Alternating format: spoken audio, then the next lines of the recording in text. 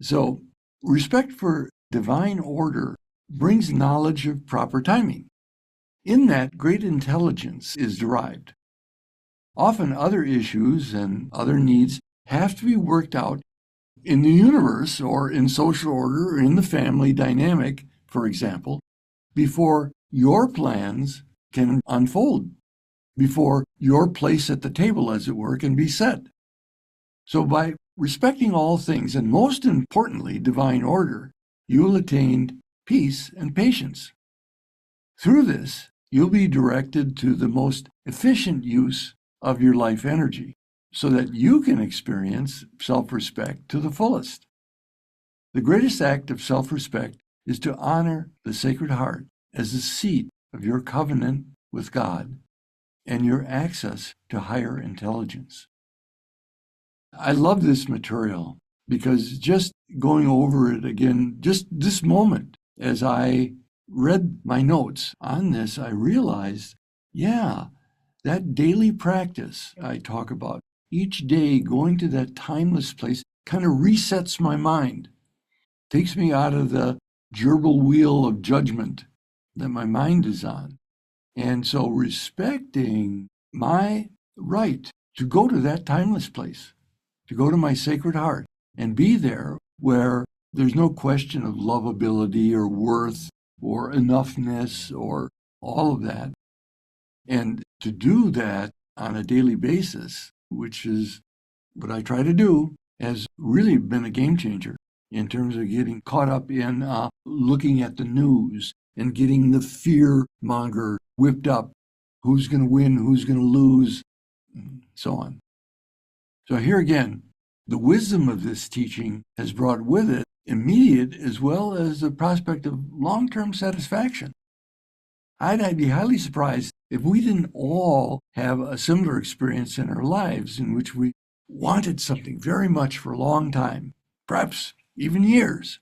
And despite all of the obstacles, delays, opposition, and disappointment, and not seeing our heart's desire manifest, we've continued. We've continued to want it. Then, sometimes, perhaps, when we least expect it, it comes to us. Now, as humans, we can be overjoyed when that happens, or even have mixed reactions. It's like we wanted it for so long, and it's like, what took so long? Or, oh, too little, too late. But by respecting divine order, we can forgive ourselves and release the stingy, critical God we made up in our mind and celebrate with open-hearted gratitude. So, realizing this is giving me patience right now in my life for a project I've been working on for years, and that patience is helping me to be more resourceful and skillful in moving it forward than complaining or bemoaning fate. I'm talking about a current organization that I'm involved with, and it really has helped in my cooling my jets and recognize that, the mission is definitely worthwhile. Stop blaming other people for not being on board or going too slow okay? Complaining is disrespectful of my true nature as one with my higher self, and is the most direct route to disappointment. Complaining can be a self-fulfilling prophecy, okay? All right, let's do this next exercise called Divine Order and Patience.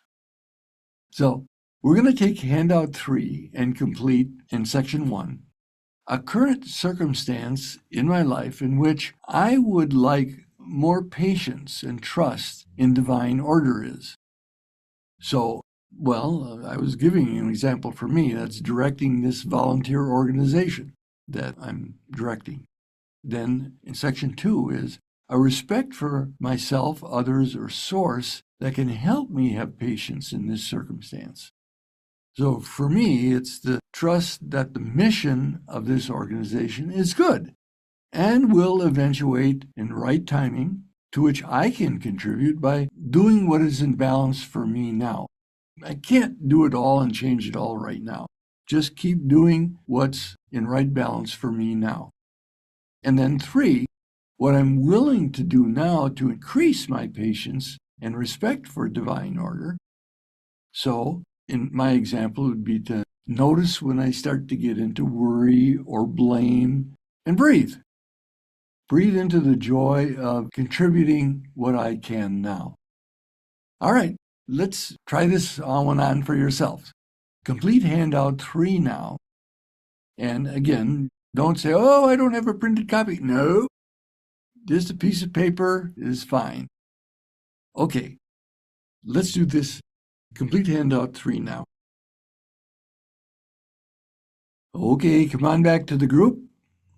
So, is there anyone who'd like to share a value that you got from this exercise? Hi. I would like to share, this is an interesting one for me right at this time in my life.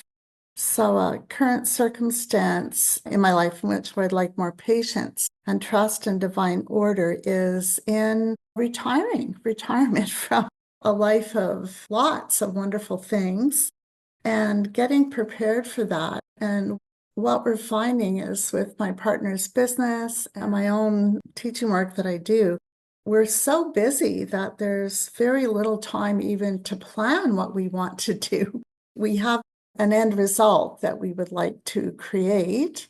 However, you need time to plan and do things. And we find as time goes on, we are getting busier and busier as the seasons change, etc.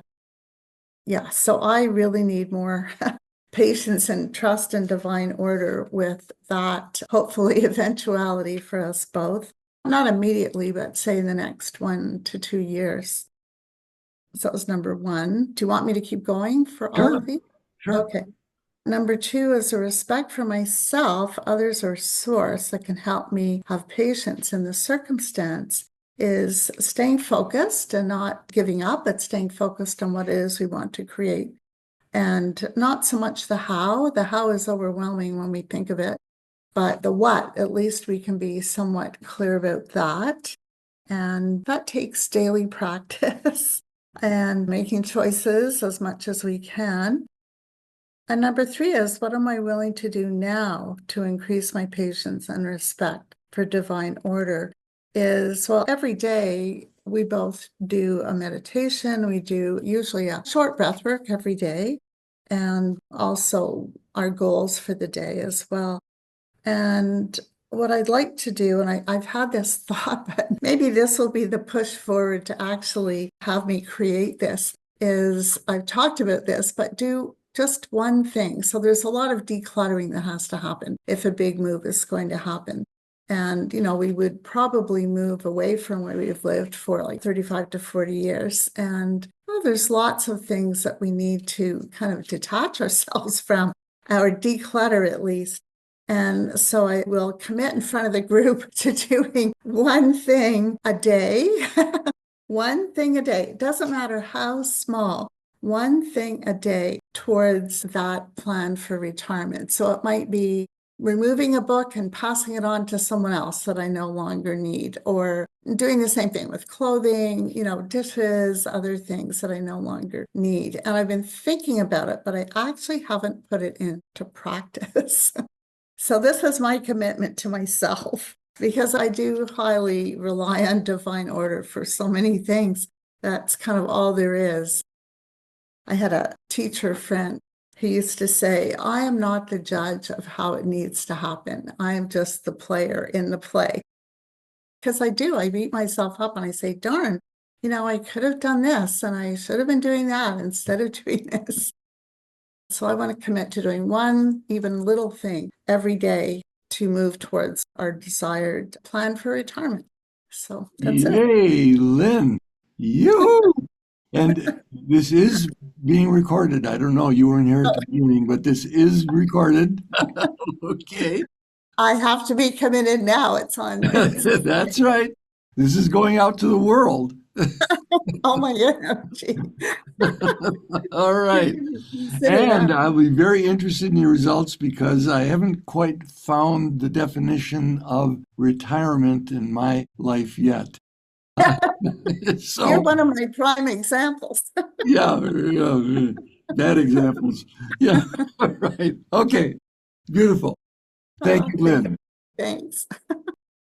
Reaffirming our intelligence of unity as the foundation of the heart's intelligence, upon which is built the intelligence of love for all with whom we engage, which then strengthens our trust in the intelligence of life, which is unfolding for us, and leads us to the intelligence of respect for divine order, guiding our higher self and the patience to know our purpose is being manifest in right timing.